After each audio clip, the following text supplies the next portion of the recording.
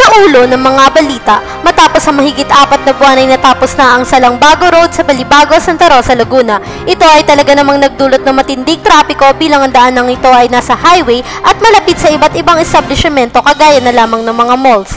Nataon namang nagkaroon ng 3-day sale sa iba't ibang malls kung kaya't lubos na nagpapasalamat ang mga mamamayan na ito ay natapos na agad at hindi na nakapinsala pa sa karamihan. Pumunta naman tayo sa good news mula kay Paula Ramos. Paula? Salamat, Isabela! Isang linggo na ang nakalipas ng simula ng SHS ang kanilang Intrams Week. Ngunit walang bakas ng pagod sa mga mukha nila hanggang sa matapos ito.